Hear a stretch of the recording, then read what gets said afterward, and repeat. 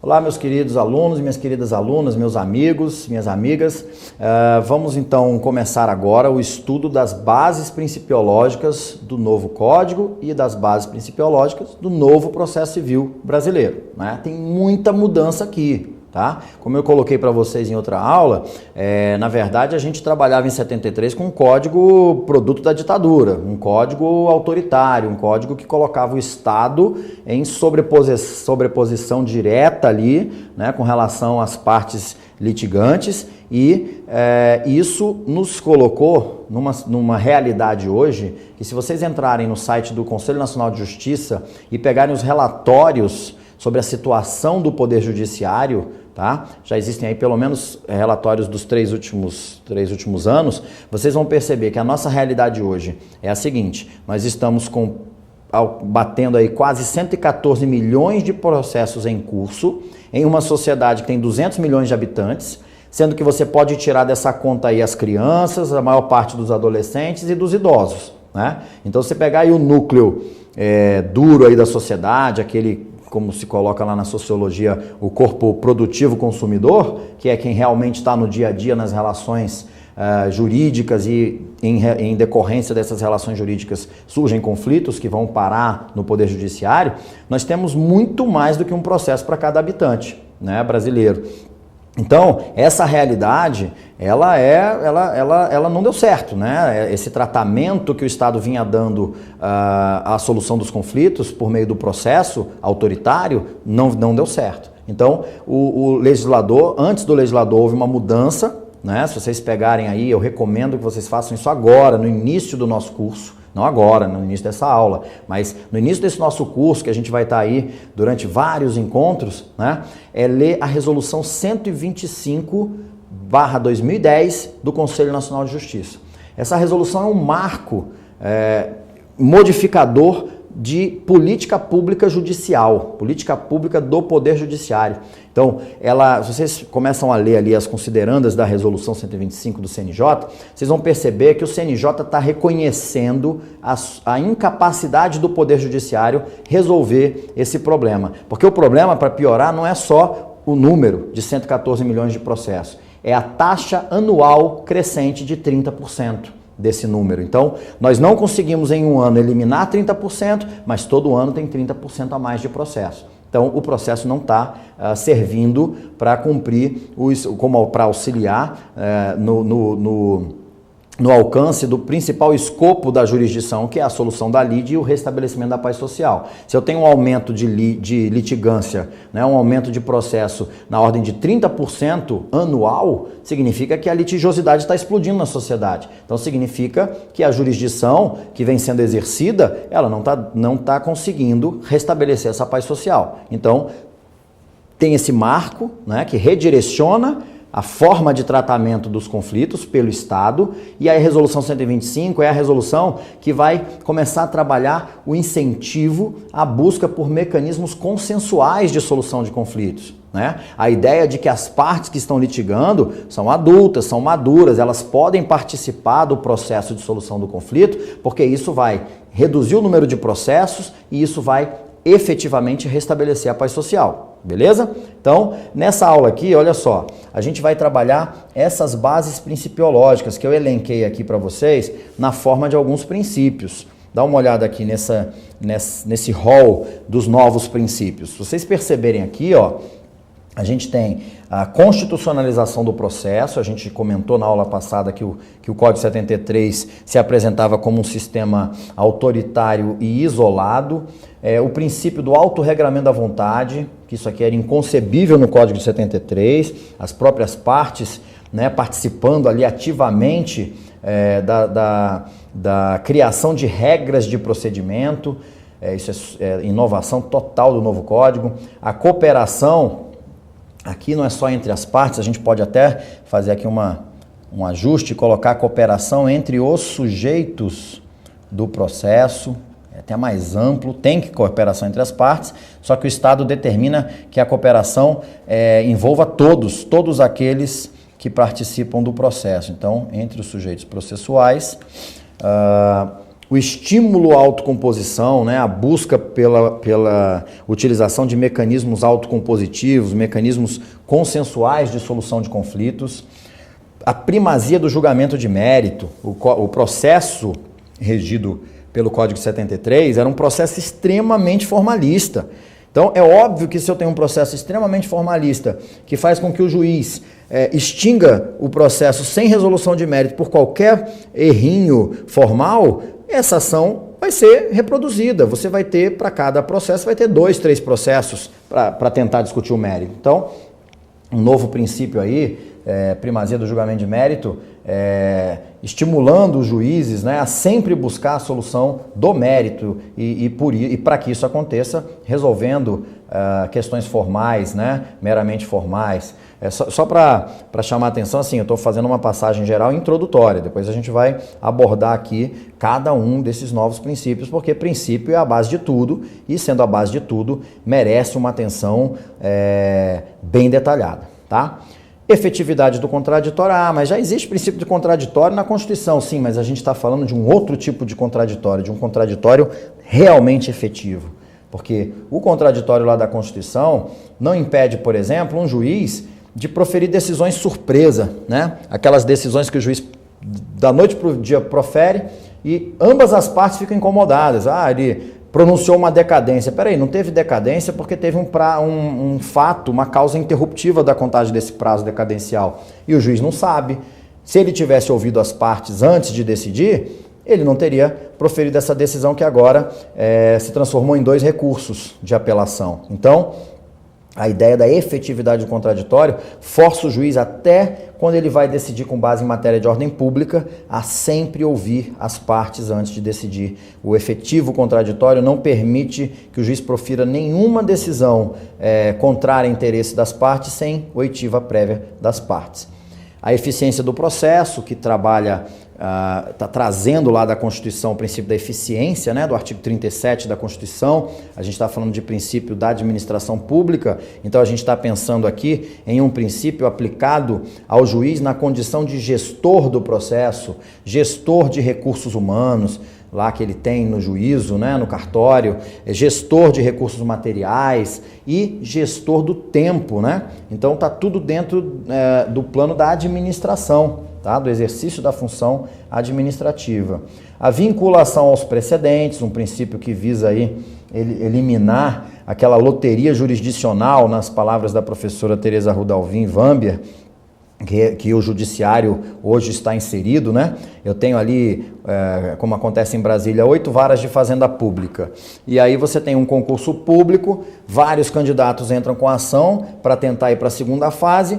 Dependendo da vara que cair, alguns vão e, dependendo da vara que cair o processo, outros não vão. São pessoas em situações jurídicas idênticas que recebem do judiciário tratamento jurídico distinto, o que é uma aberração, uma afronta à Constituição, mas é o sistema. Então, o estímulo da observância aos precedentes dá um pouco mais de segurança jurídica, de previsibilidade, né?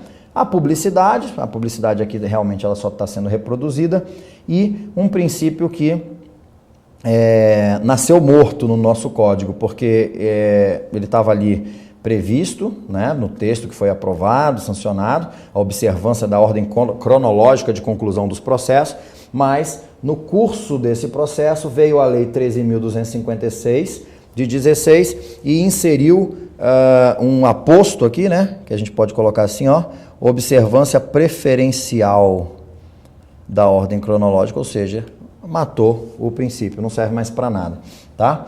Então, essa aqui é a nossa visão geral sobre esse novo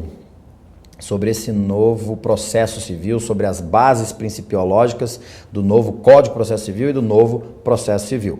Então, se a gente avançar um pouquinho, o que a gente vai ter aqui, ó? O artigo 1º do Código, ele diz aí o seguinte, né? Tá trabalhando com a ideia da constitucionalização do processo. A gente já comentou isso aqui por alto em outra aula, né? Ó, o processo civil será ordenado, disciplinado e interpretado conforme. Interpretação conforme o quê? Os valores e as normas fundamentais estabelecidas na Constituição. Aí sim, observando as disposições desse Código. Então, o que vem primeiro? A interpretação conforme a Constituição. Isso dá um espaço criativo enorme para todos os operadores do direito, né? Isso aqui a gente associando, por exemplo, com o que tem lá no artigo 8º do Código, que traz princípios da Constituição para figurarem expressamente no texto do Código, como, por exemplo, o princípio da razoabilidade, da proporcionalidade, princípio da dignidade da pessoa humana. Quer dizer, o Código ele tem que ser aplicado, interpretado de modo a realizar, a promover a dignidade da pessoa humana. Isso aqui é muito inovador, tá? Abre muito espaço para a criação. Inclusive, reconhece os valores como referência para o ato de interpretação. Coisa que jamais, numa perspectiva keuseniana, né, da teoria pura do direito, a gente poderia considerar, coisa que não existia no Código de 73. Então, a ideia de constitucionalização do processo está aí associada com esse comando de que o código ele deve ser, né, o processo de modo geral, não só o código, o processo vai ser ordenado, disciplinado. E é claro que o processo não é interpretado, o que é interpretado é o Código de Processo Civil, vai ser interpretado conforme os valores e as normas fundamentais estabelecidos na Constituição da República, tá? Então, constitucionalização do processo. Base seguinte, uma das grandes inovações do processo, o princípio do autorregramento da vontade. A gente tem aqui, como eu disse para vocês, nós saímos de um código autoritário, de sobreposição do Estado, da autoridade do Estado e até, por que não dizer, da arrogância da autoridade do Estado sobre as partes, né? Sobre a atuação das partes. As partes que estão envolvidas no conflito ficavam com a sua atuação no que diz respeito à busca pela solução do conflito extremamente limitada, essa sua atuação, né? Mas olha só, o artigo 190 é um artigo que manifesta com bastante clareza esse princípio do autorregramento da vontade. Olha o que ele diz. Versando o processo sobre direitos que admitam autocomposição, isso aqui é bom até vocês já destacarem, porque todas essas inovações, como o acordo de procedimento, que a gente vai falar agora, o calendário negociado, a distribuição dinâmica do ônus da prova mediante acordo das partes, todo tipo de acordo, tá, que o novo código permite, só é passível de ser firmado em matérias que admitam autocomposição, ok? Que admitam transação, tá? Então ele diz aqui, versando o processo sobre direitos que admitam autocomposição, é lícito às partes, plenamente capazes. Por que ele está falando em plenamente capazes? Porque esse artigo está falando do que a doutrina chama de acordo de procedimento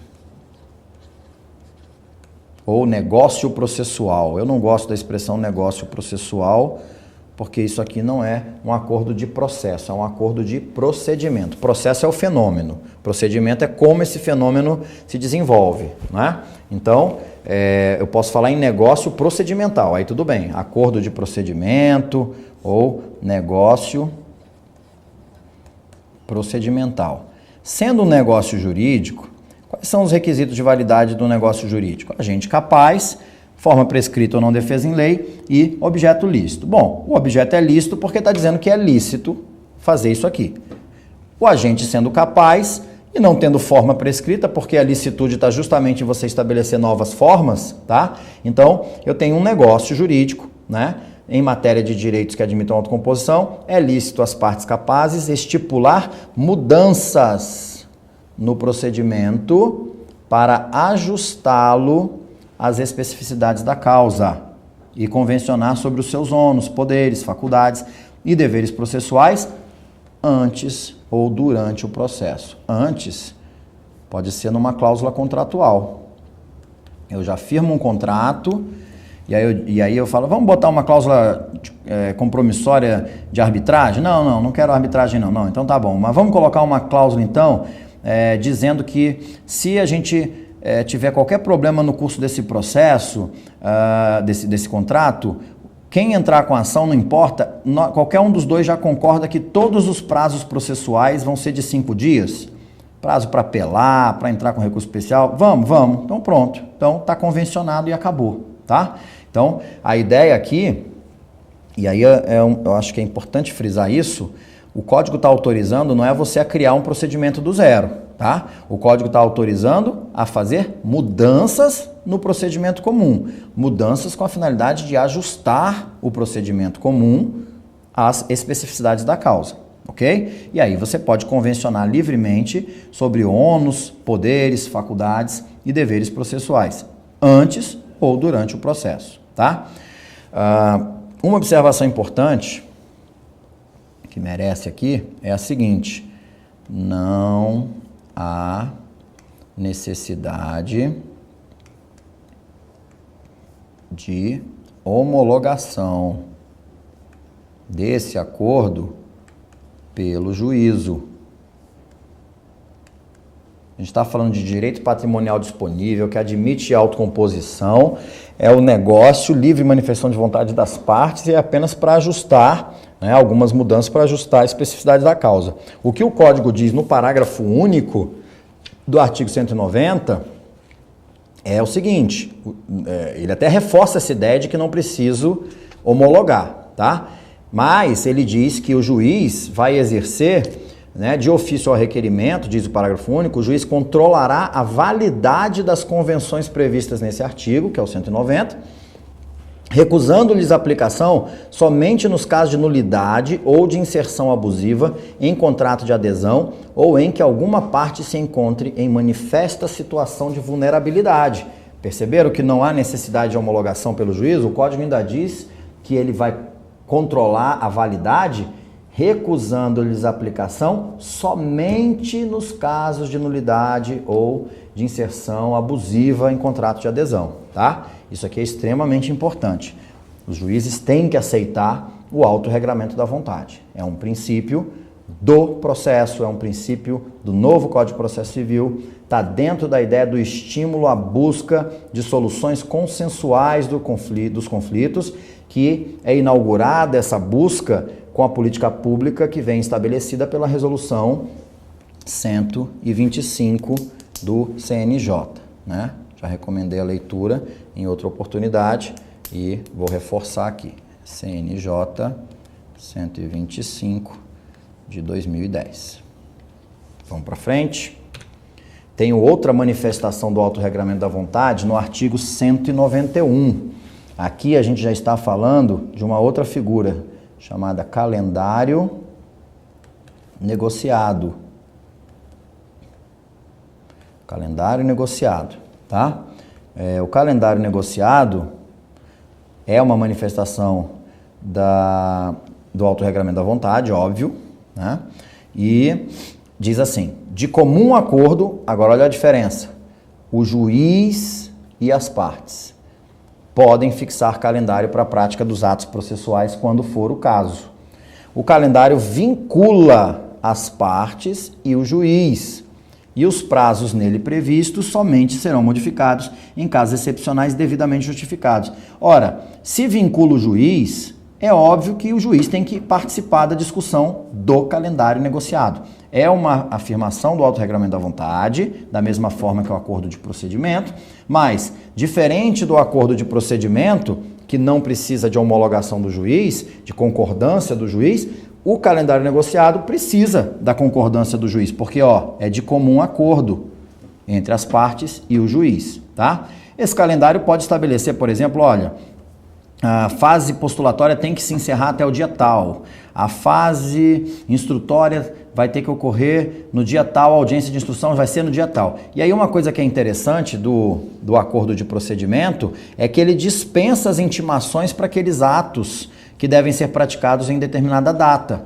Então, se você diz lá que no dia 20 de setembro vai ter audiência de instrução, ninguém vai ser intimado, nenhuma das partes vai ser intimado para comparecer a essa audiência de instrução. Por quê? Porque eles já estão cientes do dia da audiência quando eles apresentam ali a proposta de calendário. Tranquilo? Então, manifestação do autorregramento da vontade. Vamos pegar uma outra. Um outro aqui, ó, uma outra manifestação desse autorregramento da vontade é o quê? Eu tenho como regra geral no Código de 2015 a mesma regra geral que eu tinha no Código de 73, no que diz respeito ao ônus da prova, né? O ônus da prova, em regra, é o quê? Ele é de quem alega, né? Do autor da alegação. Para o autor dos fatos constantes da petição inicial, para o réu, o ônus da prova com relação aos fatos constitutivos, modificativos e extintivos do direito do autor, né? Essa é a regra no Código 73 e continua sendo a regra no Código de 2015, tá? Agora, essa regra, ela tinha exceções na CLT, ela tinha exceções no Código de Defesa do Consumidor, que permitia a chamada inversão do ônus da prova, considerando que existia ali uma disparidade, uma quebra da isonomia entre as partes, né? Principalmente do ponto de vista econômico. É muito difícil para o consumidor produzir uma prova, é muito caro uma perícia, para o reclamante, na reclamação trabalhista também. Então, o que aconteceu? O novo código, ele generalizou, ele pegou ali uma teoria da distribuição dinâmica do ônus da prova, que já vinha sendo discutida academicamente há algum tempo, e inseriu no código a possibilidade de haver distribuição dinâmica do ônus da prova, tá? Isso está no caput do artigo 373 e nos outros parágrafos. Mas aqui, enquanto manifestação do autorregramento da vontade, eu não estou falando do juiz poder distribuir livremente o ônus da prova. O juiz pode fazer isso, tá lá no artigo 373. Mas enquanto manifestação do autorregramento da vontade, a gente tem esse parágrafo terceiro, que diz que a distribuição diversa do ônus da prova também pode ocorrer por convenção das partes, salvo quando recair sobre direito indisponível. Lembra que eu disse que todo tipo de convenção agora é aceita somente em matéria de direitos patrimoniais disponíveis, direitos que admitam transação, e também é vedado quando tornar excessivamente difícil a uma parte o exercício do direito, né? E aí o parágrafo 4º fala que também essa convenção pode ser celebrada antes, pode ser num contrato, ou durante, que aí já é no curso do processo. Tranquilo? Então, aí são 3 manifestações do autorregramento da vontade, 3 inovações no nosso sistema, tá? E essas 3 inovações mostram como o legislador quer prestigiar a atuação da parte, uma proatividade das partes envolvidas no litígio. Elas têm que ser responsáveis, elas têm que sentir o peso da responsabilidade de administrar o seu conflito. O seu conflito coloca em risco toda a paz social. Elas têm a responsabilidade e elas são chamadas a agir de maneira proativa, buscando uma solução consensual para esse conflito, ok? Seguindo em frente, a gente tem aqui a cooperação entre os sujeitos do processo. Então, aqui um pouquinho fora de alinhamento, mas isso não nos impede de alcançar o conteúdo da norma, que é o que importa, né? Olha só, o artigo 6º diz assim: todos os sujeitos, ó, todos os sujeitos. Então, eu não estou falando só das partes, eu não estou falando só do Ministério Público, eu estou falando do juiz, do Ministério Público, eu estou falando dos auxiliares do juiz, tá? Todos os sujeitos do processo devem cooperar, é um dever processual essa cooperação. Dever processual, peraí que agora a coisa aqui ficou feia. Vamos melhorar. É um dever processual de todos aqueles que atuam no processo. Todos os sujeitos têm o dever processual de cooperar entre si para que se obtenha em tempo razoável decisão de mérito justa e efetiva. Então, olha só, esse artigo 6º, na verdade, eu estou focando no princípio da cooperação, né? Estou focando no princípio da cooperação. Mas, desse artigo 6º, a gente consegue extrair 4 princípios desse único artigo. Olha só. Deixa eu só mudar aqui a cor para não bagunçar. Ó, princípio da cooperação entre os sujeitos do processo. Princípio que está lá na Constituição, desde a emenda 45. Princípio da duração razoável do processo. né? Duração razoável do processo.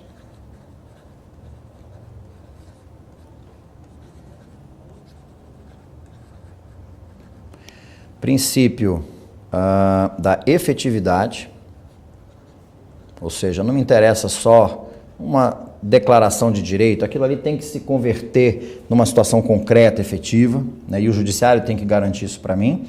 E o princípio que a gente vai falar mais à frente, da primazia do julgamento de mérito, tá? De que a gente tem que sempre trabalhar no sentido de buscar o aprimoramento do mérito.